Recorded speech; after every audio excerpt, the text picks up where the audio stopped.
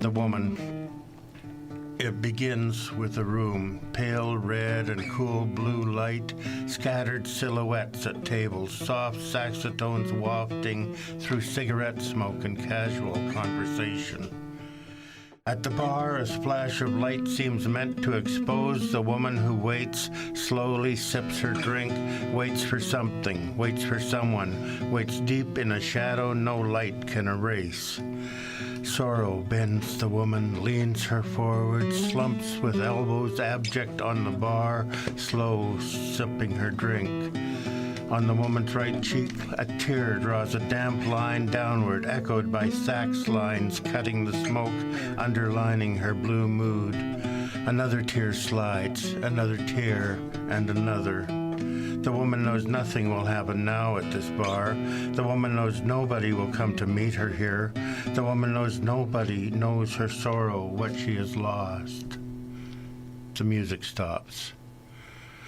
The woman stands, a quick, perhaps furtive glance at near human silhouettes in the smoke, walks slowly to the door, lets in the sunshine, only for a moment. There's only the sax again caressing the air and the sad silhouettes under red and blue lights. The woman is gone. This is Black Rain.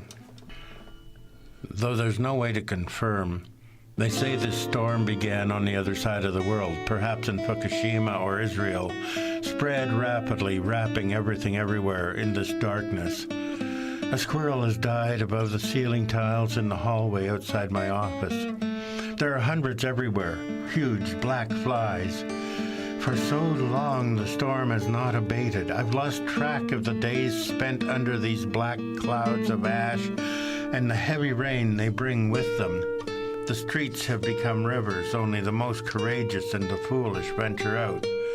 From the window in my office, I see the bodies in the streets whenever the fire rains from the sky. They say it's a sign from some god predicted by ancient prophets, punishment for all the evils of mankind. Others say it's our own fault, abusing the natural order with our science. It all sounds the same to me.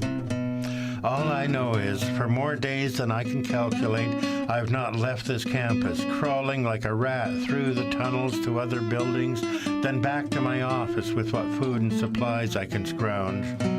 There are others too, students and professors and university staff wandering the tunnels. I do my best to avoid them. In their eyes, there's a desperation I believe will become dangerous. Best to play it safe. Leaving America. Moving was never easy, not across town, not to a new city, a faraway state. This was America, a new job for Dad, good schools, new friends, Mom said. This was our life growing up in 50s America. My world was never Father Knows Best, American graffiti, perfect. My world died. Kennedy was killed. King was killed. Bobby was killed. There was the war away in the Eastern world. Not my war. Not mine. Old enough to kill, I felt the draft blowing my way.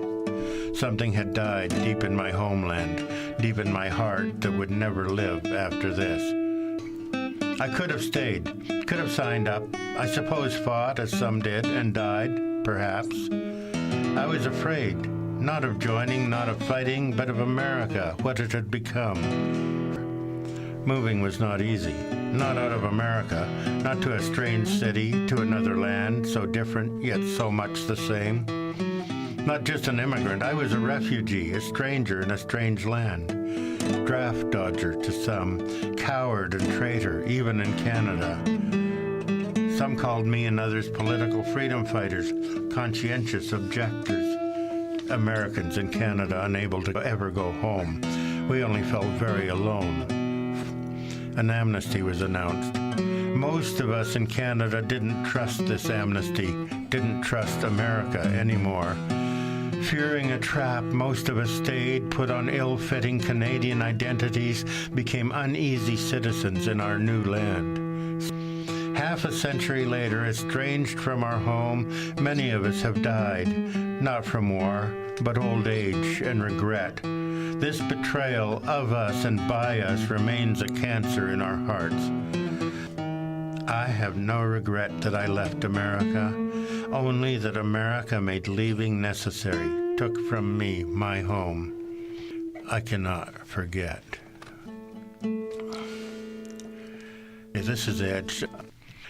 I've been standing in the cold falling rain, hearing the pulse of its heart beat down, seeing the dark images in its shadows like the visions of ancient prophets, and I've seen that I stand in the gutter between worlds apart, between gay and straight, between rich and poor, between capital and commune, between woman and man, between every possible polarity you can dream, looking at those edges not from the other side, but from somewhere between, which is nowhere, and I have disappeared.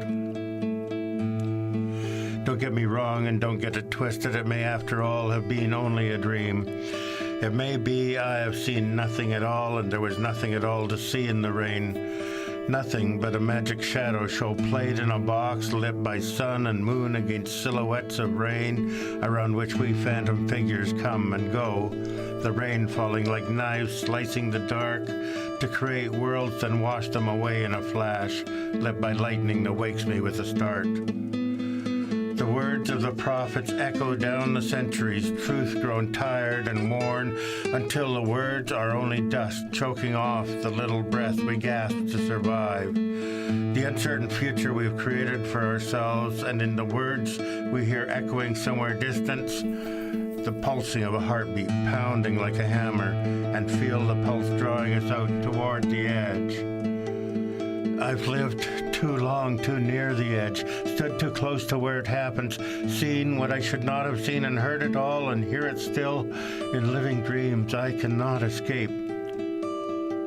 There are people living on the edge. It's true. I've seen them there, clinging to the thin line between them and the other side of their reality, have stood behind them as they clung, hopeless noses pressed to some window, to some place they could not enter, and I have stayed in the shadows, knowing they would not see me there.